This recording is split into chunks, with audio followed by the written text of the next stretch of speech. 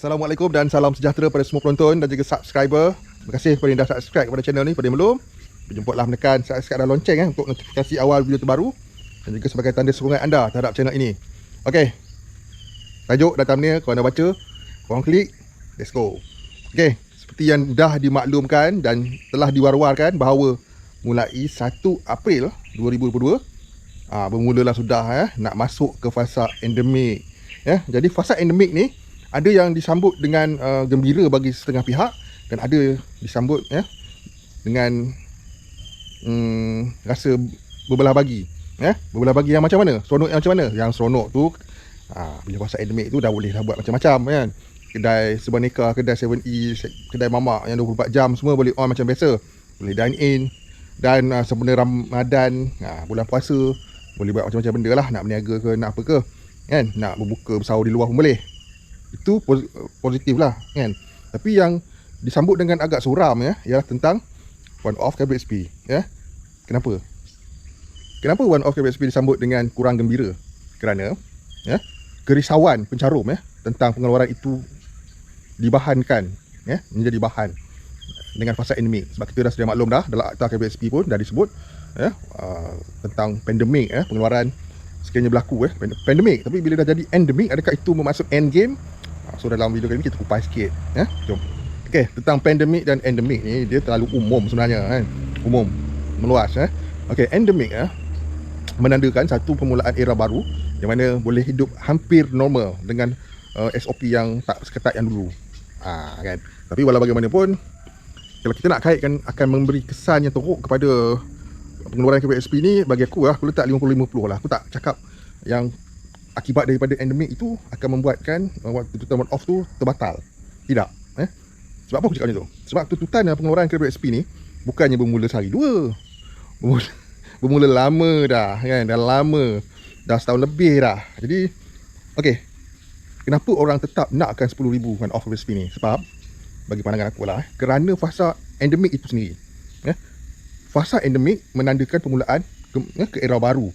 Jadi macam mana kita nak melangkah ke era baru sedangkan kita masih dibelenggu kesan akibat daripada bencana yang lepas, pasca COVID, pasca pandemik, yang mana orang banyak hilang kerja, nak berniaga semula, perniagaan yang tutup nak dibuka semula, orang yang dibuang kerja nak cari kerja balik, nak berniaga ke di bulan Ramadan kan. Jadi secara logiknya fasa endemik itu merupakan satu fasa permulaan baru. Dan bagaimana untuk memulakan fasa baru sekiranya tidak ada modal untuk memulakan kehidupan baru kan? Logiknya di situ.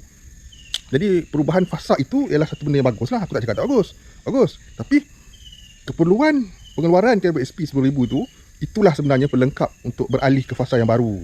Itu yang aku cuba nak sampaikan. Pendek cerita macam ni lah kan.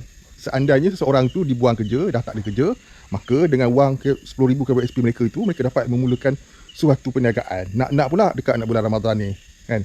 Maka adalah modal untuk buat berniaga di bazar Ramadan. Untuk yang hutang tu tak tepi dah, sebab hutang tu memang kena bayar. Yang mana berhutang tertunggak-tunggak tu memang kena bayar. Selain daripada tu, itulah untuk memulakan kehidupan baru. Fasa endemik itu ialah satu fasa seperti yang dikatakan oleh Perdana Menteri, dapat hidup hampir kembali normal. Hampirlah kan, dengan SOP-SOP yang masih ada, kena pakai mask apa semua. Tapi itulah daripada segi kewangannya, macam mana nak memulakan kehidupan baru sekiranya tak settle yang lama kan. Dan untuk memulakan kehidupan baru pun memerlukan modal. Kita nak beralih fasa kan. Macam-macam lah kan benda tu. Nak jual apa ke kan, nak berniaga kecil-kecilan, nak jadi dropship sekalipun perlukan modal, nak beli barang-barang dan sebagainya kan. Jadi maka penting aku tak nampak tak ada keperluannya. Keperluannya sangat ada. Nak pula dekat nak raya, di bulan puasa, lepas tu hari raya kan. Jadi taklah pintu sepadan nak dibuka boleh berniaga dan macam-macam lagi. Perlu sebenarnya, sangat perlu one off KBSP ni. Dan sangat logik lah. Endemik tu ialah satu fasa baru dan kita perlukan modal untuk menempuh fasa baru tersebut Jadi kalau kerajaan menggunakan alasan endemik itu untuk menidakkan one off KBSP, okey, pandangan aku, kerajaan boleh berbuat macam tu, kuasa di tangan mereka. Tetapi kesan tak baik lah yang akan timbul kan. Tuntutan akan mendesak lagi lebih kan, desakan akan bertambah dan sebagainya. Selain itu juga masalah hidup rakyat tak selesai kan. Nak pula dekat nak PRU tahun ni kan. Jadi macam-macam benda akan timbul.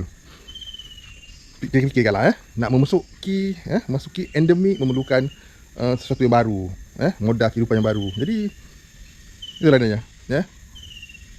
Politik, kan. Itulah kita boleh menjangkakan macam-macam. Tapi bagi aku sendiri, selagi pejuang one off daripada kita bersemangat untuk melaksanakan, kita harus sokong. Mudah je. Sebab usaha beliau kalau kita tak support, kita abaikan sekat jalan, kita pencarum dan rakyat yang mencarum akan ditertawakan dalam diam. Usaha akan jadi sia-sia. Jadi nak masuk endemik, kehidupan kembali hampir normal, kita perlu modal. Bukan senang. Cakap memang senang, kan. Jadi sebenarnya bagi aku dia bukanlah end game kepada KBSP, tapi mungkin jadi satu penggalak, booster kepada tuntutan. Ingat COVID kan ada booster, semangat pun ada booster kan. Jadi dia menjadi booster kepada pencarum untuk terus menuntut. Itu dia. Okey, kita doa yang baik-baik lah. Yang penting kita semua dilindungi, selamat daripada virus yang mudaratkan ni. Itu yang paling penting sekali. Itu nombor satu lah. Kedua, bawa keuangan. Kesihatan nombor satu. Sebab tanpa kesihatan, duit banyak mana pun tak guna. Habis berubat je, kan. Itu ada cerita dah.